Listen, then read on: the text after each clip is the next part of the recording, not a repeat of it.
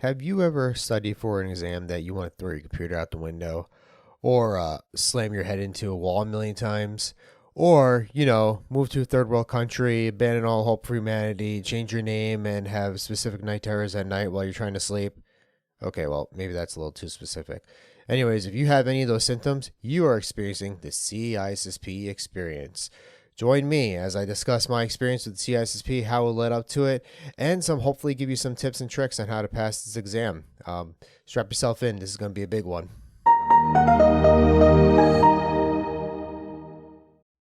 Hello, hello, hello, hello.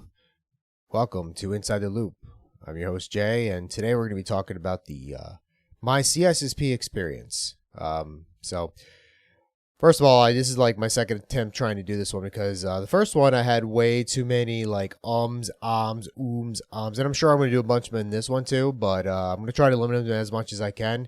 So I see I just did right there. But anyways, I have a lot of notes to go through. There's going to be a lot of sharing in this episode, so you're not really going to see this handsome face or ugly mug, however you want to put it, however you view it as, but there's a lot of notes here. I have about 11 pages worth, so it's going to be a long one, as I was saying. So strap yourself in and get yourself comfortable. So you're going to be here for a little while. But first and foremost, I just want to let you know that this is my experience. This is not going to be, something exactly verbatim what you're going to experience in CISSP exam, but I'm going to tell you what I went through, what I led to it, how what you can do to help you out with the exam and leading up to the exam, maybe give you like a cookie cutter timeline and also the format of the exam, how this is, how it is laid out right now. So with that being said, I do want to say that I do have I want to give a shout out to my coworkers that I currently work with because they had to. This experience was not only for me. This was an experience that we all went through together, and I say that with some joking in my voice because let's put it this way: I have people in my office that at one point were like, you know what? I might take that exam at some point, because it might be something in my career. But after seeing me go through this exam and get to that point, they were like, nah, man, it's not for me. So, anyways, hopefully you don't feel this way after this podcast is over. But, I'm going to do my best to help you out and give you as many tips and tricks and tell you the format of the exam. So I'm going to go ahead and share my screen right now. So give me 1 second. If you're watching you're watching this on YouTube or the Patreon, I'm sharing my screen right now. I'm switching over. So forgive me. Hopefully you see the screen. If not, then I'm doing this for nothing. So fantastic. Anyways, so first of all, who is this exam for, right? So why am I talking about this exam? What is this and all that kind of stuff. So this exam is for people who are, as this mentions here, and once again, I do want to let you know these notes. I have notes up on the screen right now, and these notes are 11 pages long. Like I said, we have a lot of stuff to get to. And these I'm going to share on a sync link. I use Sync as my sharing cloud platforms instead of like Google Drive or anything. The reason why Sync is has encrypted links I can give to you, and it's not sent over in clear, and also they don't dig into your privacy like Google Drive or the other ones. So I like Sync personally. I'm not. So anyways, so with this exam, CISSP, who is it for? This is mostly for like managers, like tech, I would say like cybersecurity managers, right? Or even if you're IT manager, you want to be an IT manager, this is also kind of for you. For the most part, they say it's a managerial exam. I really don't feel that, as a manager, you need to get as technical as they do it on the CISSP exam, but I guess that's just me. But anyways, with that being said, it's a good exam. It's have underneath your belt. It's good for a management position. It's good for leadership. And it's applicable to all realms of cyber, right? Believe it or not, that this exam is actually comparable to a 2-year associate's degree. I actually have a note right here on the screen, and I have my cursor next to a link that leads to an article that you can read about it. And then finally, I have the link to the website, the actual ISC2 website, that will go ahead and lead you to the where describes the exam right there. So in fact, let's go to that website right now. So here's the CISSP, the ISC2. I can't even say that name, the company's name for the life of me. But here's the CISSP. It tells you a little bit, what it takes, and here's a path for certification. Kind of lays out for you your pathway for certification, right? It has different stuff. So on the screen right now, I went to the actual site, and then you see some boxes here as 1, 2, 3, 4, and it says ensure the CISSP right for you. Number 1, number 2, register for the exam. So it kind of shows you like the pathway for certification. So they talk about who can earn a CISSP, what's the ideal person for getting a CISSP. And right here, they have on the screen some job titles. So that would be Chief Information Security Officer, Chief Information Officer, Director of Security, IT Director Manager, Security Systems Engineer, Security Analyst, Security Manager, Security Auditor, Security Architect, Security Consultant, Network Architect. All security in one network, right? Anyways. Yeah, so so this has everybody who's in cyber, it's a good deal. If you want it's an advanced certification. So if you want to go ahead and kind of take it, don't take it with a grain of salt, and don't take it for granted. It's a really hard exam. Like I said, it's not for everybody down here, and there's different paths that you go to. They have different down here for their company's pathway. Every single company, like EC Council, SANS, they have their own pathways. They have their own pathways too. I've never taken any of the other courses, the cloud security or the healthcare security and privacy. So I'd be interested if anybody took these. Let me know if they're any good or not. So let me know in the comments down on the YouTube channel if you're watching this. If not, then go ahead and send me an email, or even send me a message on Patreon. So anyway, so let's go back to my notes here. So yeah, so that's the official site that kind of explains who's it for, right? It's an overall good exam. So now we're going to kind of go into the format of this thing. So the format, right? So now I had this an error before in my first video, so I'm glad I kind of redid this. But as of right now, in February 2023, the exam takes 4 hours to complete. You have 125 to 175 questions for the pool, and it's in a CAT formatting. If you don't know what a CAT formatting is, it's more of like a targeted test. So it's one of those lines where you have a question that you'll get right, and then they'll ask you another question to get right. And if you get it right, they'll move on to the next one because they're like, all right, you know that body of knowledge or that question. And if you get them wrong, though, they'll kind of drill into you a little bit more to try to figure out how wrong you need it. So you'll see questions get harder or easier, or so that's kind of what the CAT stands for, and it stands for computerized adaptive testing. I put a Wikipedia link in there if you want to go take a look exactly what the CAT formatting is. I'm not going to go to it, but you can take a look for yourself. It'll explain more in depth, but the gist of it is what I kind of just said. It's better targeted testing based on getting right or wrong. So you need 700 out of 1,000 to pass, which is roughly 70%. So that's their versioning. You need 700. You don't get a score at the end of the exam. You won't know how much you get if you pass or fail, unfortunately. But anyways, so they have some domains that they cover here. I don't know if I have the actual domains up in here for that. As far as the website goes, I'm gonna check real quick. Give me 1 second. Maybe, and if I don't, then we're not gonna waste too much time on yet. I don't have it up on me right there with me. So I'm just gonna put the ones I have on the screen here. So on the screen, I have the domains here. So they have security and risk management. It's going to cover the ethics portions, governance, legal regulations, threat modeling, supply chains. You have asset security, which is going to be asset classification, data classification, and compliance.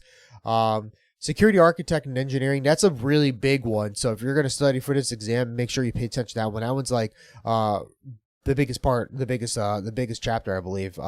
Security models, design principles, cryptographic topics, facility design controls. You have your communication network security. That one's like a small portion of it. It's important, and they're all important, but as far as the material goes inside the book, it's like a small amount of pages. You have identity access management, which is the authentication, network types, multi-factor authentication, SSO and cloud services, control mechanics, radius, TACAX.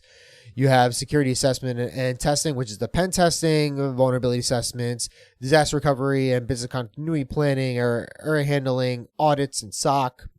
Security operations, which is investigations, logging, IR, preventative measures, DRP, again, physical security, and then you have finally the software development security, which is the software development lifecycle, programming languages, impact of software development and DevOps and stuff.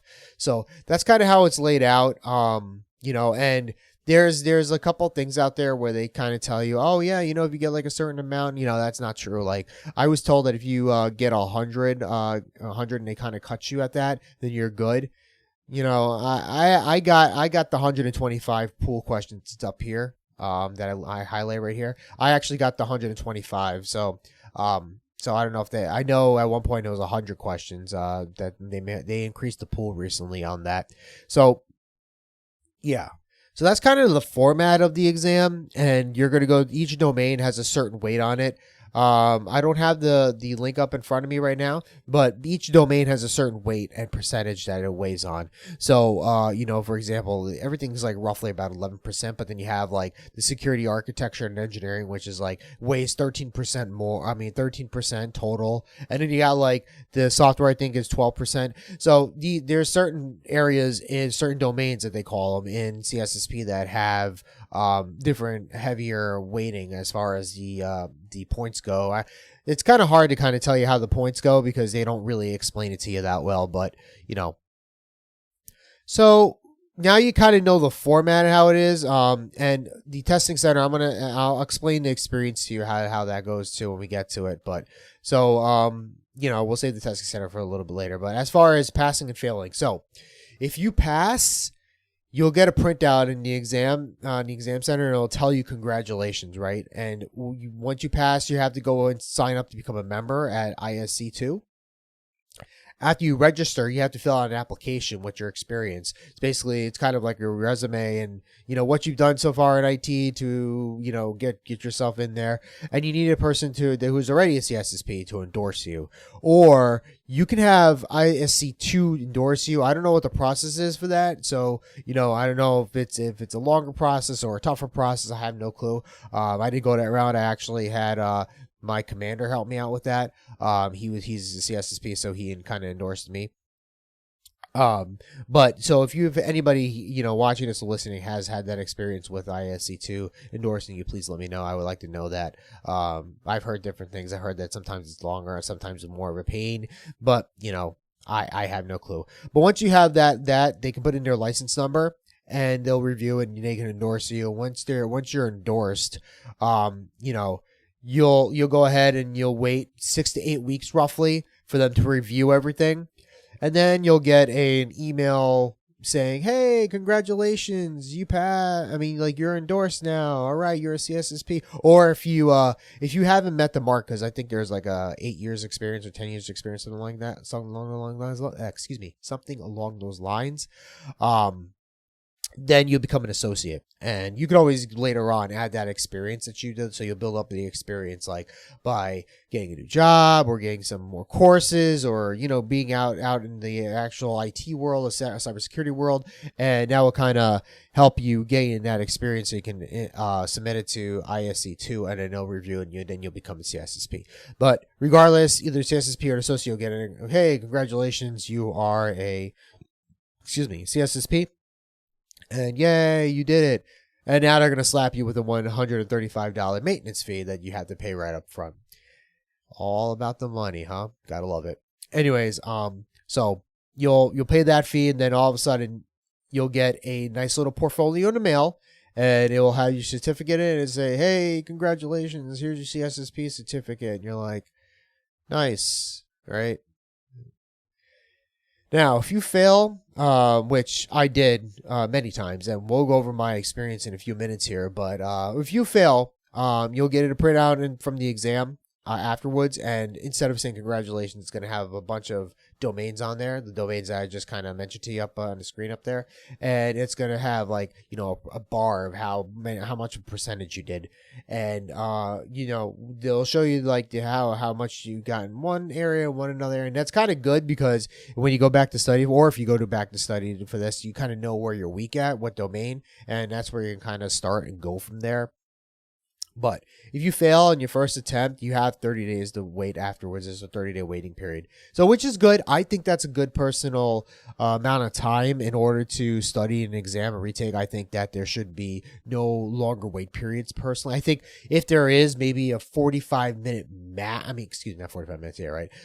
45-day max. Because once you start going past those marks, you start forgetting things, in my personal experience. So, that's what I believe with those. But anyways, that's not my call. I don't make the rules on these things. So 30 days is the first attempt. Second attempt, you're going to have to wait 90 days after that. So roughly a month and a half, right? No, 3 months. Sorry, 3 months, right? Yeah, 3 months. So you have to wait about 3 months in order to actually take the exam again. And then finally the third and beyond, if you go any further than that, after the third time, the fourth, fifth, blah, blah, blah, then you have to wait 180 days, which is 4 months. So you got to wait that long. But it's funny how it works, because they say you can take the exam 3 times in a 12-month period, but if you end up failing 3 or 4 times, you're kind of screwed, because, you can't do 4 and 4, then you got to wait another 4. Well, I guess maybe. I don't know. I think you're cutting it personally. Yeah, so technically you can for three times, but it's stupid. That's just my personal opinion. But also, the other thing that I want to note too about that is the failures you get are cumulative, okay? They don't disappear. It's not like you take the exam and then you wait like 2 years or whatever like that. And then it's, you get a fresh restart. So if you fail, you can do 30 days again. No. So if you fail, as an example I have here on the screen, if you fail 2020 and then you take it again in 2022, you still have one failure from 2020. So now you got to wait 90 days instead of 30. And that's part of the experience that I'm going to talk about in a few seconds here. So let me grab my drink because I'm starting to get a little dry. So anyways. And yes, that was a gallon of water. So it has Mio water. If you haven't had a Mio water, it's really good. It's a good way to flavor your water, but we're not talking about that right now.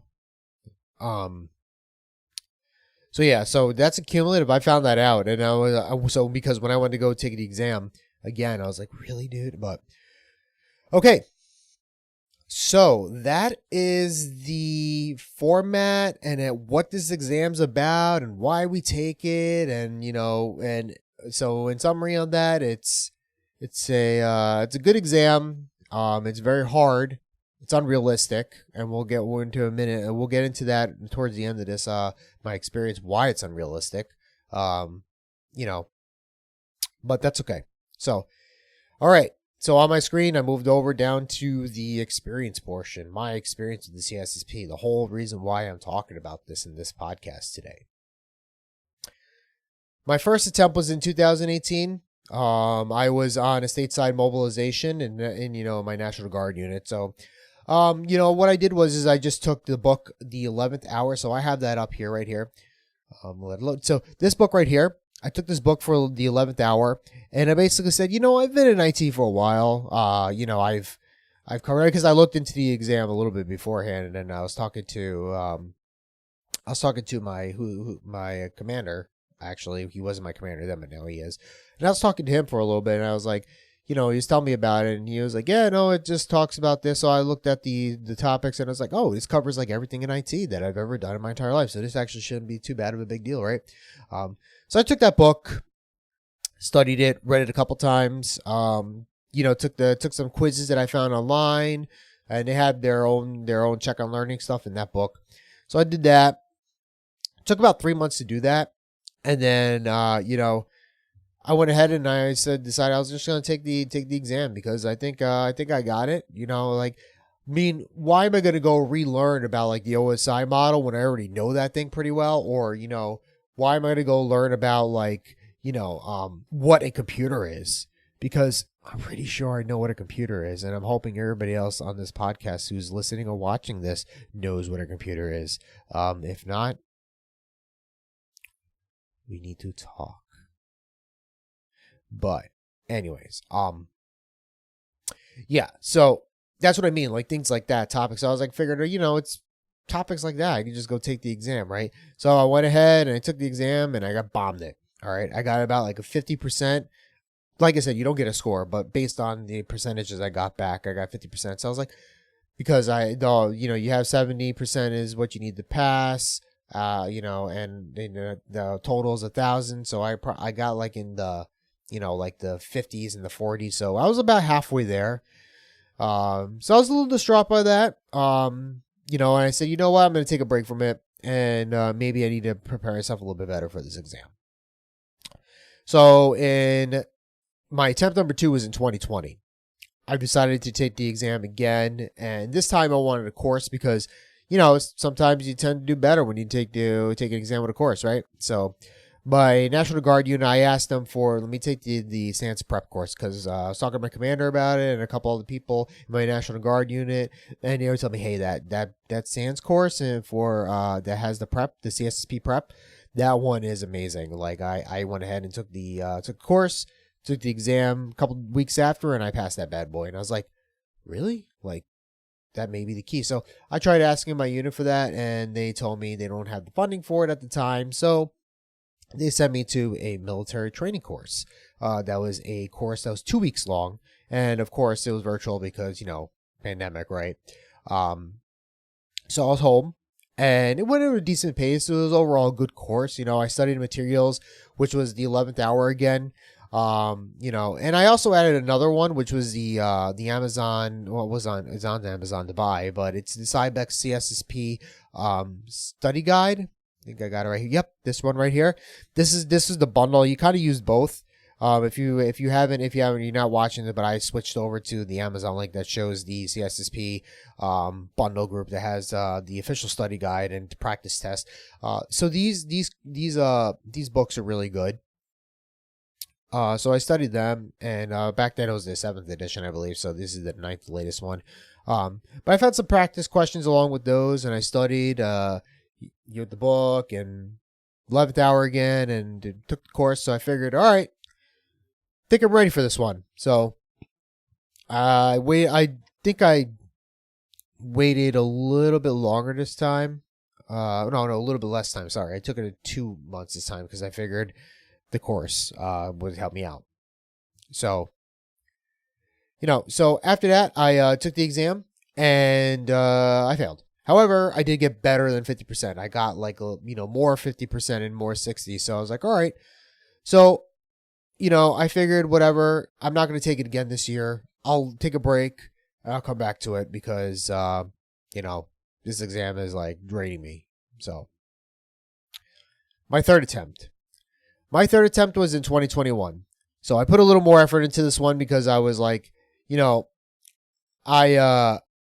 kind of wanted to go at more of a rapid pace for this one. So I hate to say it, but I'm actually kind of better under pressure, right? So I don't want to see you guys if you see me in real life going, you're under pressure, or I'm going to get you, or something like that, like just to kind of push me under. Okay, I know that's kind of cheesy, but still. Anyways, the point is I'm trying to say I hate being under pressure, and, I hate to say that I work better underneath pressure. But sometimes I do, and that's how it works, So I kind of moved it back to 2 months of studying or a couple, like that kind of thing, try to bang this out basically. I gave the other one 2 months too, but it was like more than 2.5 months. But this one was going to be like 2 months, right? So, with that being said, I kind of gave myself so I gave myself like a hard deadline on this one, and I added some more resources that I have here on the screen that I'm going to kind of go over with you. So the first one was the Bosun CISSP testing engine, and I think I had that one up here actually. I think it was up here earlier. This one, yeah. Yep. Right here. So this one, the Bosun testing engine. So if you haven't taken Bosun, if it's right here. So I pulled up the Bosun site with the CISSP module engine, and I'm circling the example that's down at the bottom here. For you guys, any listening to the podcast that are not watching it, there's a box on the bottom and it shows you kind of like, the layout as a regular test where it has like the question, then it has like A, B, C, and then it tells you the answer on the bottom is correct if you get it wrong or whatever. So if you ever taken typical testing engine software, it's like that. So I took that, it was it's $499. It's not too bad for the year. It's decent testing engine, but it really didn't help me too much, because the questions were more so along the lines of like too direct. You know what I'm saying? I don't know. It just didn't really help me. Now I'm not saying that it may not help you. You can go ahead and try it out for yourself and everything, but I know for me, it really didn't help me too much. So it was a good kind of like review, but it wasn't enough for me on that. So now the next one I did was actually, I found this one on Reddit. I was trying to, find questions for the exam or find something that was kind of very similar to how the exam's format, because I wasn't looking for test dumps or anything like that, which, by the way, that's not the way to do this exam. That's not going to help you at all, really, this exam, because the way it's like laid out, I hate to tell you. But, so I was trying to find things that simulate the exam. So this way, like, I can get into the mindset and like the zone of how the exam actually works. So I came across this one on Reddit. It was CISSP PrepNet. And the questions and everything, if I'm pulling up right here, the questions and everything, this is the website right here. So if I go to the main part of the website here, you'll see it's pretty cheap. It's only $24.99 to join, and you get access to all these quizzes, all these our exams. You get the study guides and the study tips are free. And there's also a free practice quiz down here.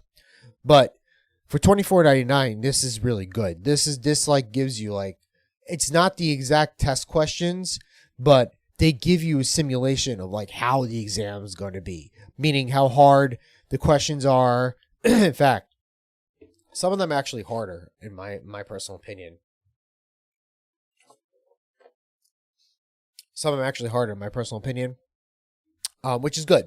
Right? Because I think the harder the question is, the better you be prepared for the actual exam. But $24.99, you can't go wrong.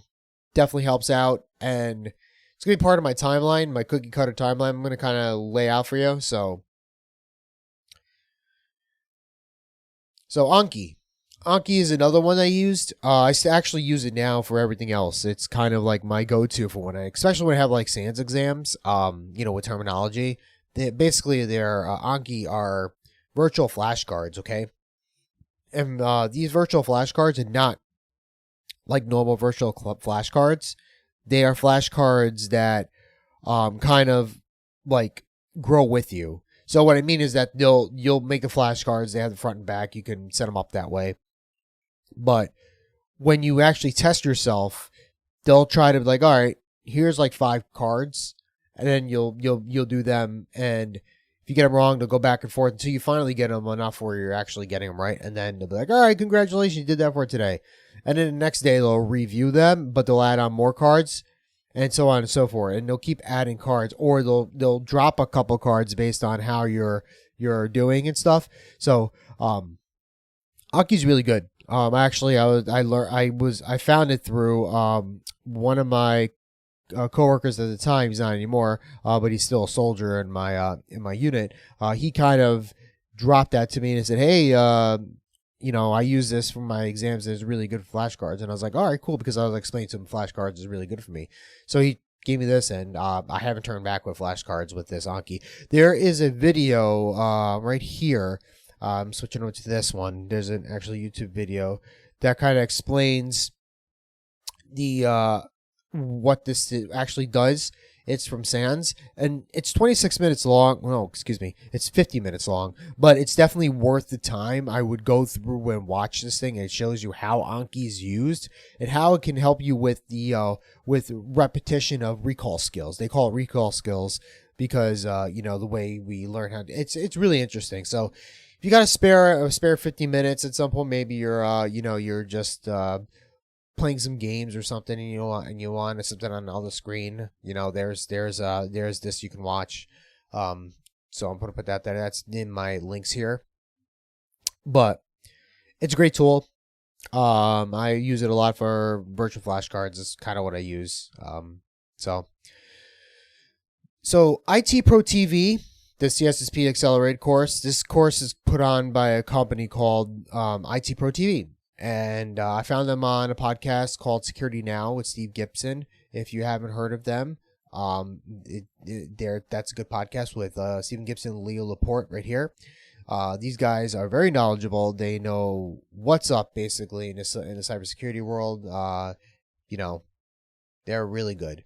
Anyways, so I listened to them, and they actually were sponsored by these guys, and they have a lot of courses, and one of them is the CISSP Accelerated course, and they go through the courses, and the videos are very short, and they give you just enough information for you to kind of learn, like just touch the topics, but you gotta do your homework with this stuff, because they'll give you notes, they'll give you quizzes, they'll give you flashcards or whatever like that, but you gotta do the work up front to do it.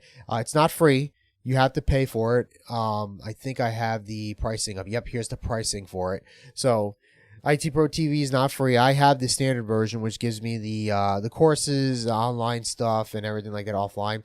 There's also the premium version, which gives you like labs and practice tests and everything like that. So if you're if you're doing other courses like CEH or Cisco stuff, or even, Kali Linux or anything along those lines, they have like labs that you can do, but CSP doesn't have any labs, so it's not useful for you on that.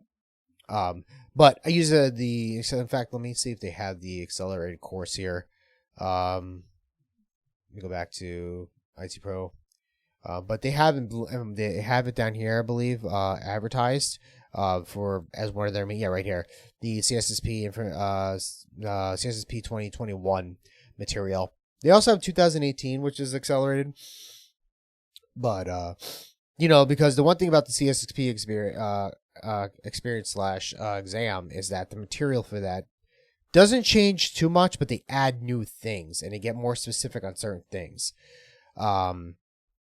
So just be aware of that. If you're listening to this, it's 2023. I took it in 2022. Even though it was like 6 months ago I took this thing, it still may have changed a bit. So if you're listening to this, in the future from now, at the end of 2023 or 2024, you might want to take a look and see what they've changed or if there's an update. So anyways, this course is pretty good. It wasn't my only thing that I used, and I think they do have a free trial, which they had, I believe. I think I saw $0. But it can get kind of pricey, but I think it's worth it if you're going to use it for other things too besides CSSP. The other one that I kind of took a peek at was from Cyber IT, which is the CSSP Accelerated course by Kelly Handerhan, and right here, she has the CSSP course, so she's pretty good. She has some good takeaways and good tips and tricks and good stuff to share on that. I personally didn't help me too much. I mean, I kind of looked at it for a couple things, and she was able to explain certain pieces better. And once again, all these resources that didn't help me does not mean they're not going to help for you. You can go ahead and do the same resource, and then that might be, hey, that was the one that made me pass, or that was the one that really, really kind of broke it down for me. So still, check out all those materials I have on here on the screen in these notes. Like I said, I'll drop a sync box, link, and you can just download it.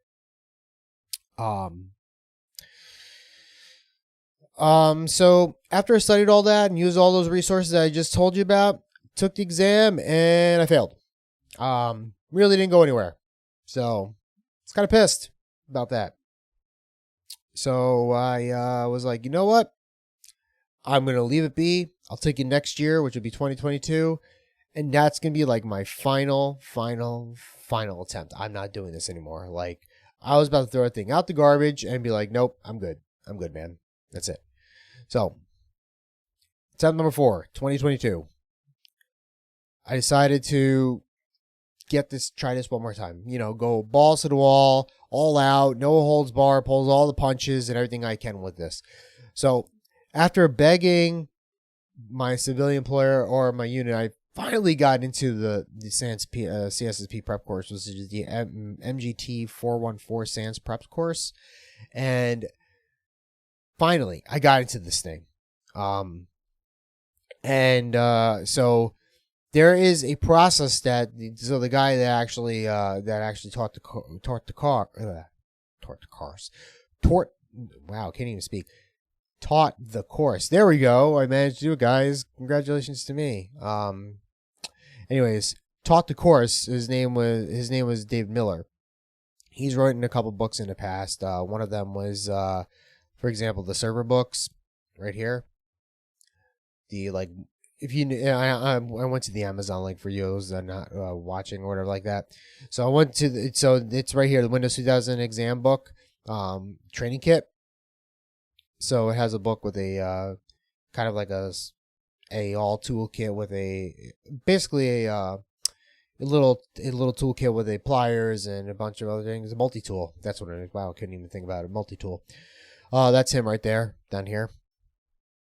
But yeah, so he taught the course. He has some good tips and tricks and how to do it, and he has kind of a process that helped me pass. I'm gonna kind of go through that with you on that, but for the most part, he this course was like straightforward, and it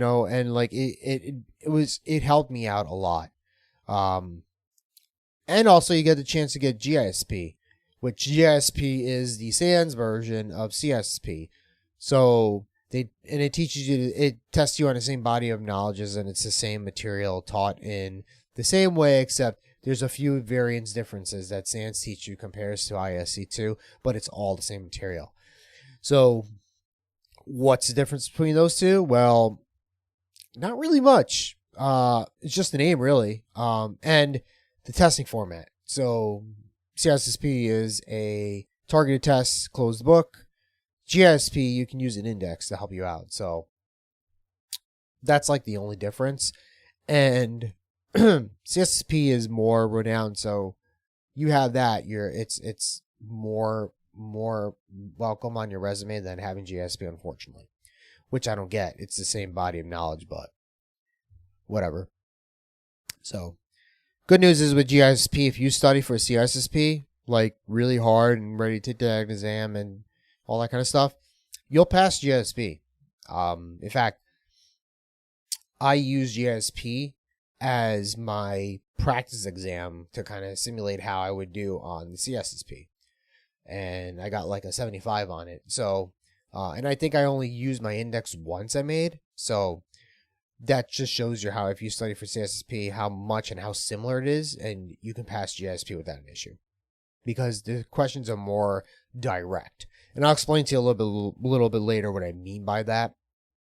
But, so, this course. All right, let me get a drink on this one.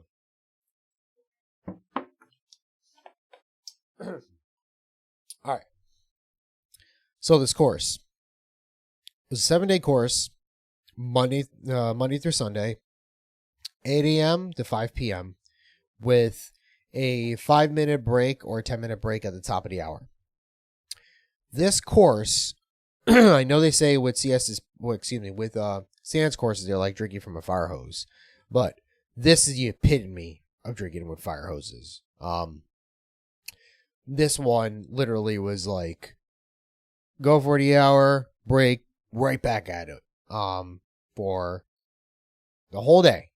So, but there's just so much information that, of course, like, it was going to have to be like that. There's just so much information that they packed in that even 7 days is not enough. But, and even he says that too. So there's a method that David spoke about, and the method is actually pretty good. So basically, what you do for the most part is you go ahead and they give you like a evaluation exam you can kind of do after the course to see where you're at. When you go from there, you basically take the domain that you got the worst in, and you start there. Anything from 65 and below, you basically start there, and you study that first, and then you move on and so forth based on the amount of percentage you got on those. Once you're done with that, after you studied all the material, you done all that, you're going to pound yourself with a bunch of exam questions Just go over and over and over, pound yourself with exam questions, and then eventually try to get yourself comfortable. After you've done all that, and you've done the questions, you've done the exams, you studied the hell out of stuff, you should be comfortable, ready to take the exam at that point. That was kind of the format that he's mentioned. And I followed mostly that to help me, but I did a little extra stuff because I always have massive test anxiety when it comes to these things. So I also took a peek into what was called the CISSP CBK, which is the Common Bodies of Knowledge. And I have that up on a screen. I went to the link here. But this is the official ISC2 book. Like, this is their book. That book is also like 1,000,000 pages. Realistically, it's over 1,100 pages. And it's a big book. And I'm not going to read the whole entire thing. So I just took pieces of it and I read and took a peek at certain things, and that was pretty much it. So, you know, on the day I was about to take the exam, I basically went ahead and I spoke to somebody who passed the CISSP. It was one of my coworkers at Civilian Job, and he passed the CISSP recently. And I was explaining to him that I've been studying and everything and all the resources that I use and everything. And he said, well, you know, there's, they don't tell you this, but in the back of the Cybex book, so the books that I linked earlier with the bundles right here, I flipped back to the Amazon website. But these books right here, there's actually a link in the back. It'll tell you to go ahead and register the book. And if you register the book, you can get access to their test engine, which their test engine actually has like a good core foundational testing. In fact, like I used that to study to kind of help. He told me to use that. He did this, and he recommended I do it too, is to kind of study that before you go take the exam. So I kind of did that halfway through on day 30, like did that. And I pretty much like studied that along with the core fundamentals and the CSSP PrepNet. And I'll go through the timeline. And once again, I have a timeline that on this lengthy thing here that will explain what I kind of did and what you can follow along with what I did here.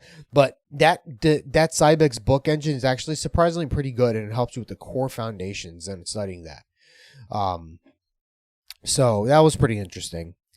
So 4 days before the exam, I basically reviewed. I did exam testing and anything that I needed to brush up on. I did that. And you know, that was pretty much that for the last like 2 to 3 days. On the day before the exam, I did absolutely nothing. You know, I went and played some games. I went outside, you know, whatever. I don't remember what I did, but you know, I just chilled out for the most part. Took a relax and took it easy. So on the day of the exam, I went in the test center. Okay, so this is how the test center and how everything rolls with the exam. All right. So I went into the test center. At the test center, you're going to put all your stuff, and I'm sure this is similar to other exams too, but you put all your stuff in a locker. When you go through this part, it's a little bit different. You're going to go to the desk. They're going to hand palm you. They're going to take your hand palm, your hand palm, basically, your print there, and then you're going to go walk through, and you're going to go ahead and get pat down. And you know, don't have anything in your pockets, nothing like that. You can't bring anything into the exam room. So once you do all that, they're going to go ahead and get your computer ready for you. Then they're going to escort you to your computer. Once they escort you to your computer, you're going to sit down, and then you're going to go ahead and start the stuff and get ready to take the exam. So it took me about 3 hours to get through the exam. I got it to 125 questions. I was definitely dreading it because as I was going through it, I was looking through and I was like, oh my God, I'm totally going to bomb this thing. Some of the questions I was just getting were too easy. Some of them were too hard. And I was like, so if you were the guy looking at the camera, looking at me at the test center, I was like this. And like, I'm pretty sure that guy's like, wow, that dude hates his life right now.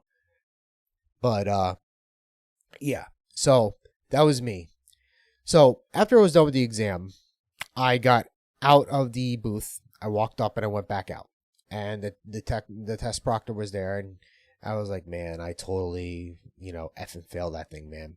And he's like, I'm sorry to hear that. He goes, here's our printout up in front. Let's go take a look. I go, all right, yeah. So we go out to the front. I grab the print, he gives me the paper. He goes, here you go. And I took a look, and I was looking for the domains. Like, I'm looking like for the wrong domains, and I go, wait, where are they? And then it was like, congratulations. And I go, no effing way.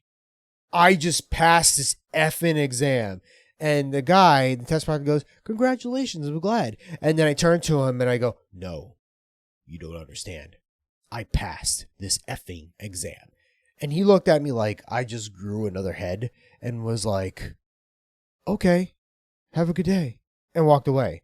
And which is totally justified. I would have done the same thing. Like, this weirdo is like, staring me dead in the face with like the most intense look, being like, I just passed the exam. It's like, dude, get a life. I get it. I'm just doing my job here and trying to congratulate you. So I kind of get it. I kind of get it 100%. So, but that's basically how my experience went. It went from so I got the course, I did my studying, I did the evaluation of the tests or whatever like that, studied basically anything 65 and below. I studied that.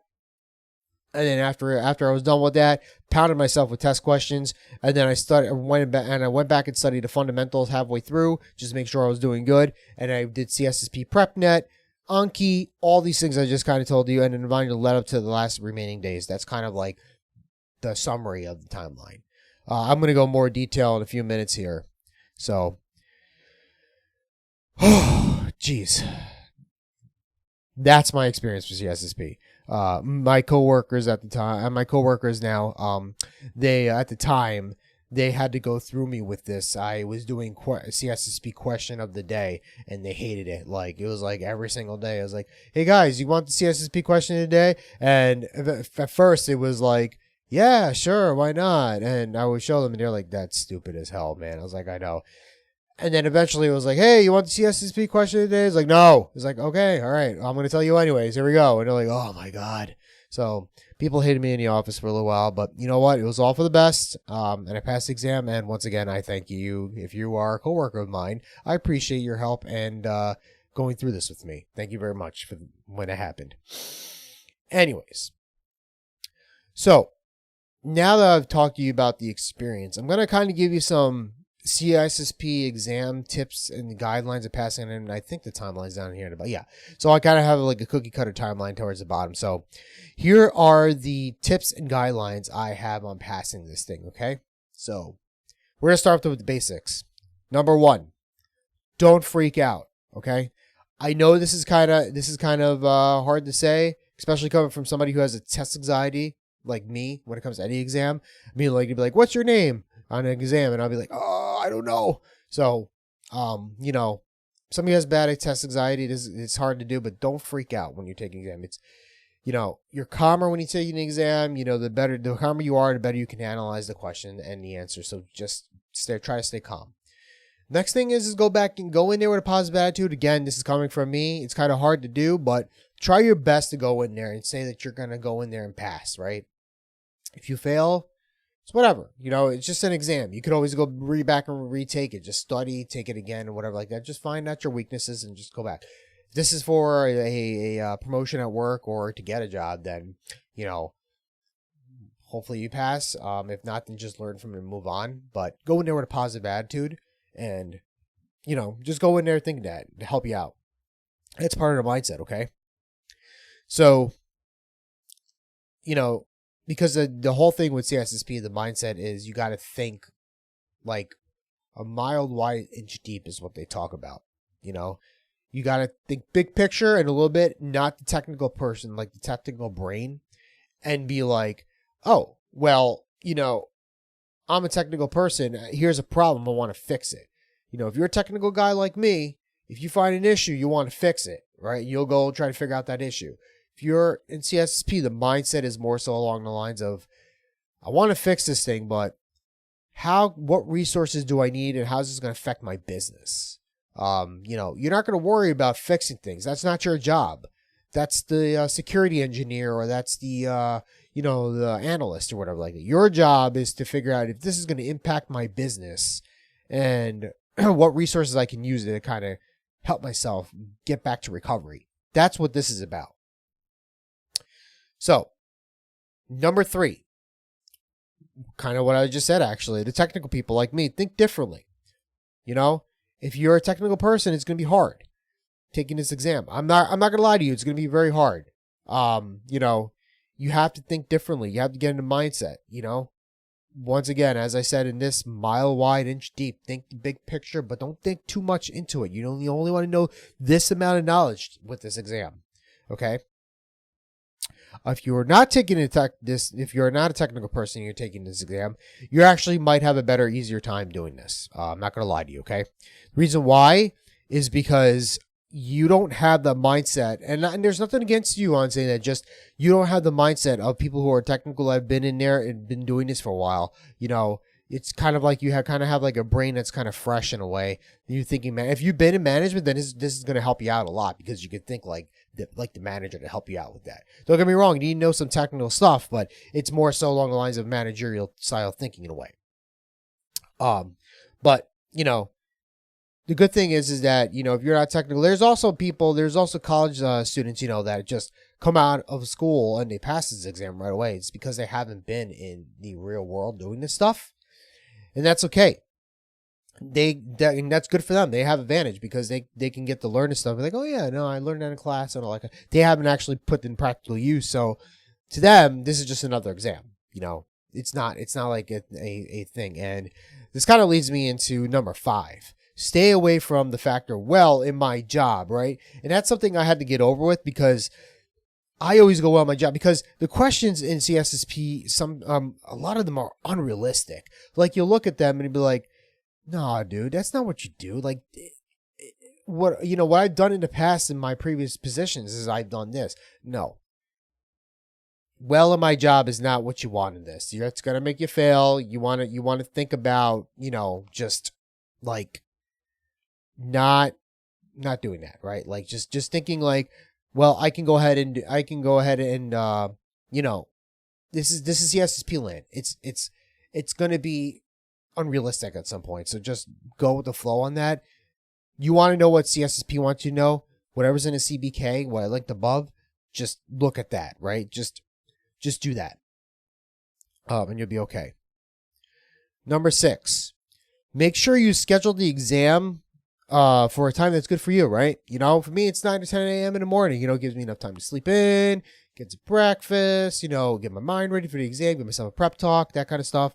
For you, maybe like, early rise. If you're an early riser, might be for you in the morning. It might be for you at night. If you're late, whatever is enough for you to get enough sleep, enough food, enough whatever to get you in the mindset. Make sure you schedule the exam for you at a proper time.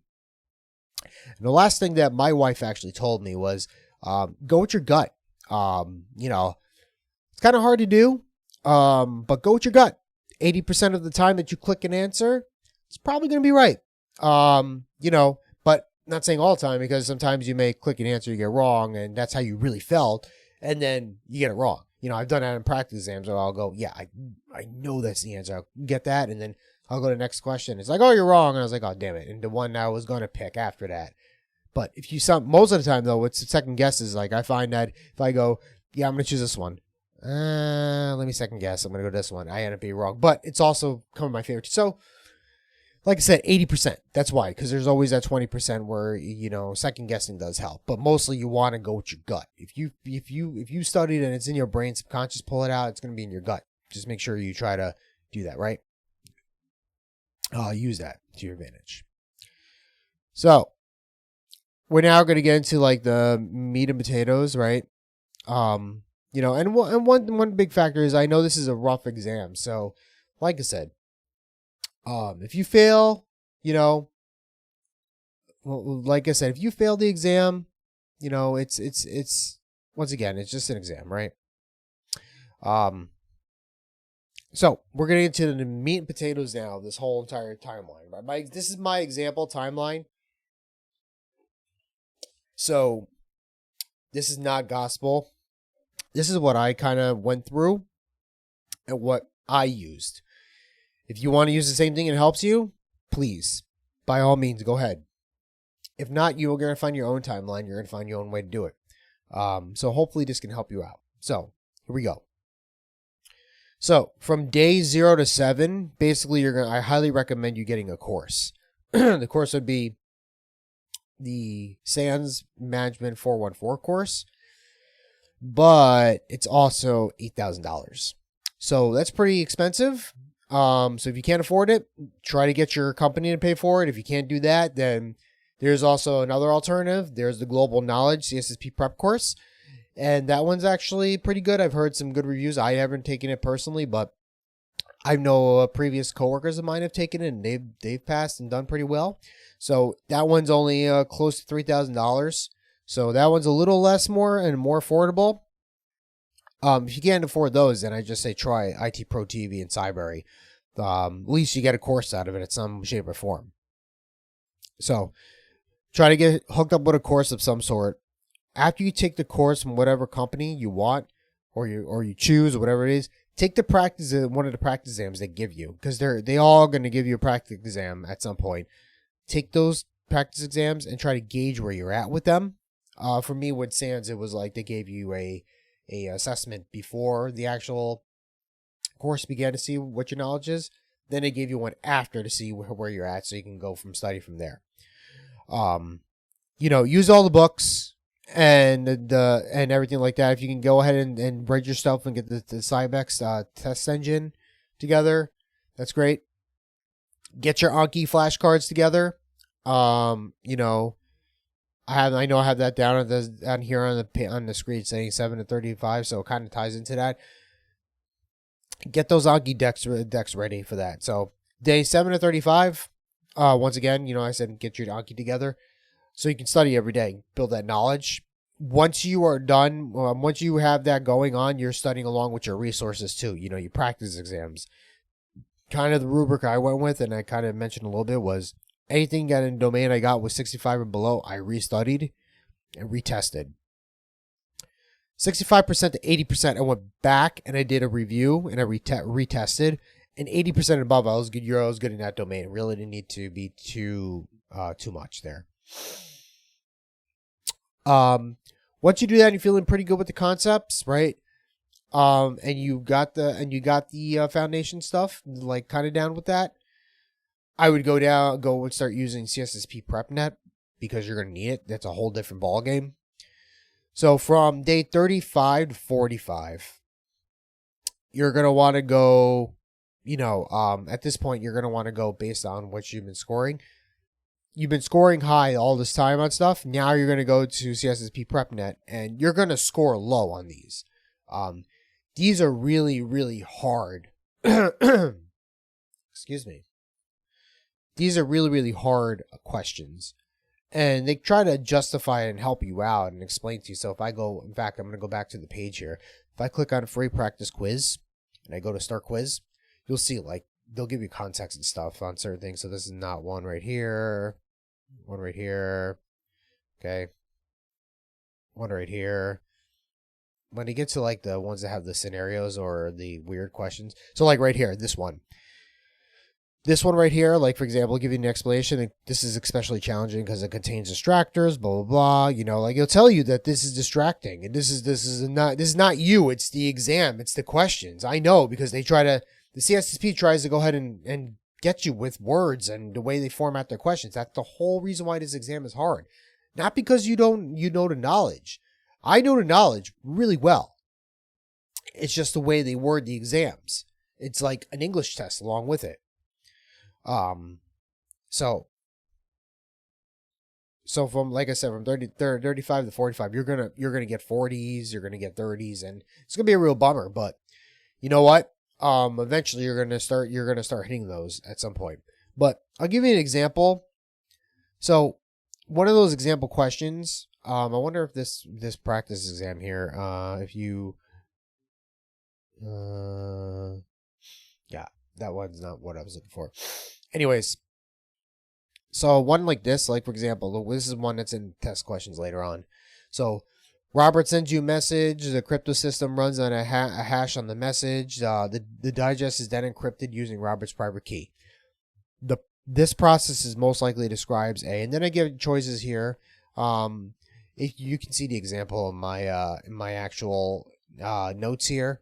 But basically, the answer here is I'm gonna say it again actually. So Robert sends you a message. Okay. The crypto system runs a hash on this message. The digest is then encrypted using Robert's private key. This process most likely describes bullet 1, an asymmetric crypto system with public and non-public keys. Bullet 2, a digital hashing system with strong digest and collision-resistant algorithms. Bullet 3, Robert's digital signature that may have used a weak hashing algorithm. Bullet D, which is a messaging system with a strong cryptographic solution, possibly weak hashing algorithms. So if you want, you can pause the video here, pause the podcast, and answer it yourself. Okay, so if you did that and you're back, here we go. So if you said bullet 3, which was Robert's digital signature that may have used a weak hashing algorithm, you are correct.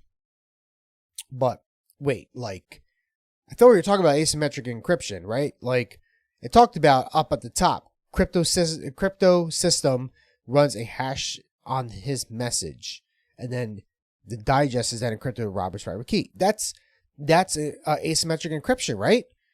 Yeah, but that's a system, right? Asymmetric encryption is a system.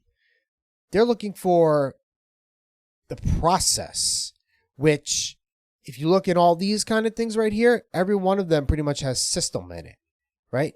They're looking for a process. This one is the only one that doesn't really have a system in it. It has nothing referring to system. So in this case, what is this answer right here? Robert's digital signature may have used a weak hashing algorithm, because it's not talking about a system. It's talking about a process, and that's the only one that does not have system in the question. I mean, in the answer. It's messed up, right? But it's asinine. These are the questions you're going to get in CISSP. It's these minute little things, these minute little words that change the whole dynamics of the question that you got to be paying attention to. You really need to know the material difference between the system and a process for this kind of thing. Because if this would have said this system most likely describes, yes, then it's an asymmetric crypto system. We already talked about that. It's asymmetric, right? So those are just the examples of like what you'll get at CISSP. It's ridiculous. Now I'm off my rant on that.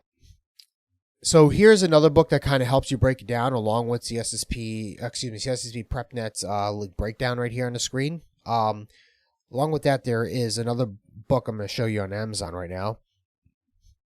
It's called 70 Tips and Tricks for Mastering CISSP Exam. And this one's pretty good. I'll go into the preview real quick.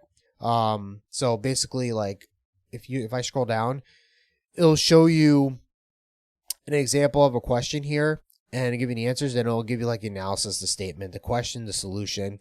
So it kind of breaks it down, which is nice. I peeked at this for a little while. It kind of helped me out, get the help with the mindset a bit. So you can use that too to help you out. So on day 45 to 55, you should start getting comfortable with those CISSP prep questions. You should start seeing 70s, 75s. Now, I'm not saying it every single time you take a quiz. I mean, if you are, congratulations to you. Those are really hard ones. But you should start seeing every now and then 70s, 75s. You know, I just want to let you know also, when I was taking these and I was like studying for this, right before the exam, I was getting still 50s. That doesn't mean like I was getting 50s the whole entire time. I did manage to get myself a few 75s, a few 85s, and even a 95 one time. I crushed that one. But get as many of those 70 to 75 windows as you can. It means you're going in the right direction with those questions.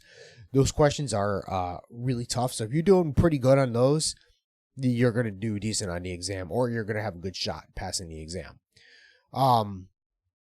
When you're done with that, now that your brain has been fried, go back to the fundamentals, right? Go back to the Cybex questions from the CESS engine they gave you. Go back to the core fundamentals, because you're going to forget about those because you're going to be too busy trying to be super analytical with the questions they give you for on CSS PrepNet. And you're gonna go and you're gonna go back to the basics and be like, oh yeah, that's right, these are the basics. I totally forgot about that. So, and sometimes you need to go back and refresh the basics. You're so absorbed in the being analytical with these questions that you totally forget the whole reason why you're you're looking at the foundations because the foundations of fundamentals help you answer the question. They don't give you the answer to the question. They help you support the facts to get the answer to the question, right? It's really, really ridiculous. So, also there's this document called the Sunflower, and I think I have that one up here. If not, I'll just click on the link here and go to it real quick. Yep, right here. So this is the Sunflower for CISSP. I went to that link and I put it up on the screen here. And if you click that, it'll take you to the actual PDF. And for people who are not watching, but basically it's a giant PDF. It has, how many pages in this thing has? This thing has 37 pages. It covers all the domains, and it's a kind of like a giant cheat sheet. Now, I wouldn't use this for your entire studying. Like this is a good review. Like if you want to take a snapshot and review all this and everything like that when you're kind of going through and getting through the final days, perfect. Yeah, this is good for that. But this is not your study tool for everything. This is not going to be your all studying tool for CISSP, okay? But yeah, it basically has like a giant table kind of sort of thing. It has different categories like concepts, risks, responsibilities, control, frameworks, regulations. And then they have the words on it and the definitions next to them and some examples sometimes and things you need to be paying attention to in CISSP. So I took a peek at that because I looked at it before and I've done it and I've used it more in the past before and it didn't really help me too much. But once again, it may have not helped me, but for you, it may be the one that helps you and pushes you over the edge of the pass, right? So take a look at it when you get a moment.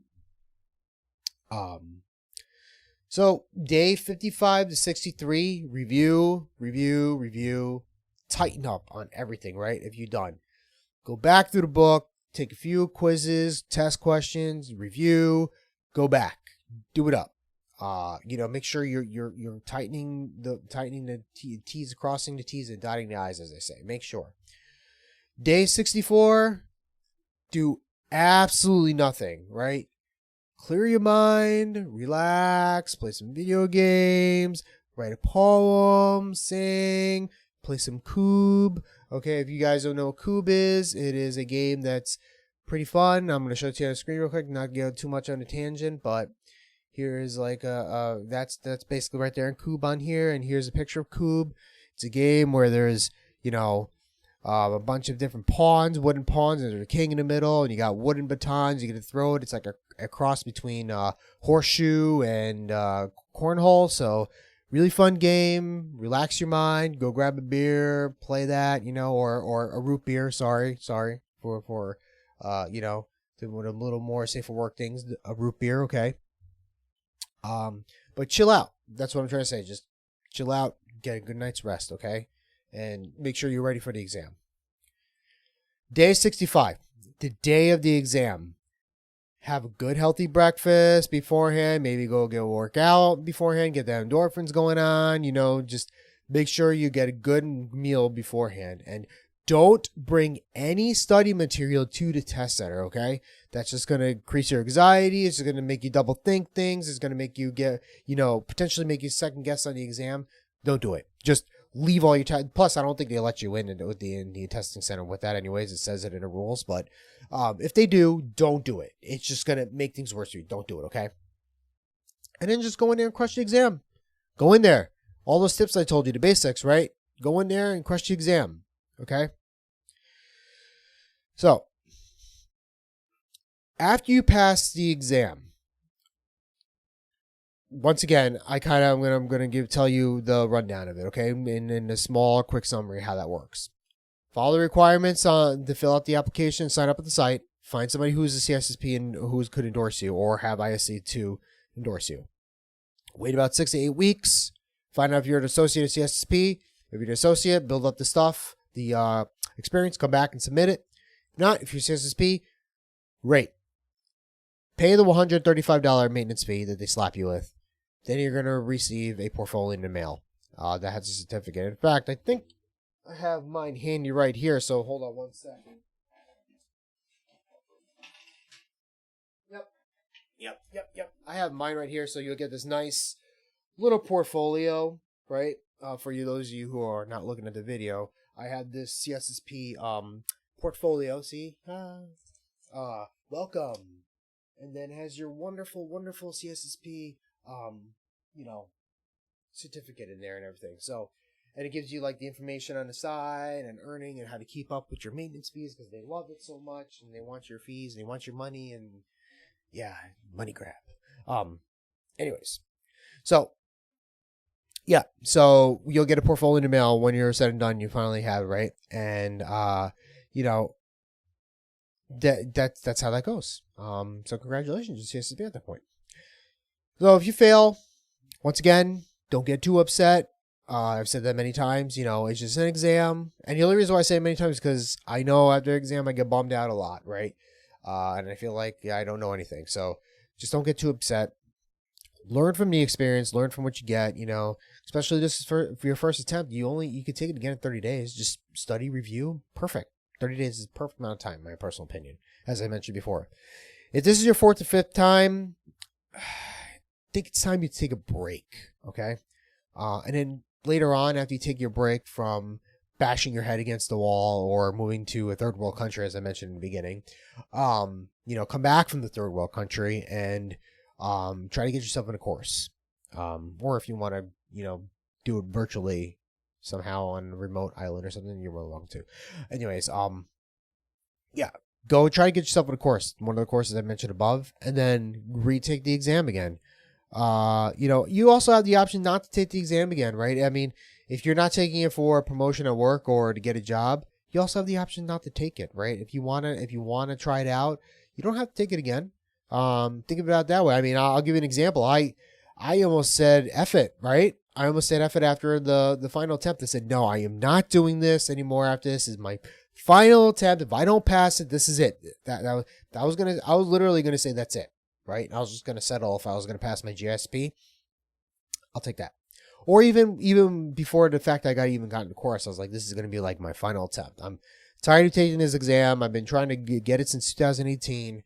Not doing it anymore. So there's always that option too, but I don't recommend it. I always recommend just keep going at the test and eventually you'll pass it. But there's always that option too. If you have no ties to it, if you have a job that you're, a promotion or something you need to get a job, well, I would suggest you try to do your best to pass it so you can get the promotion or get that job, right?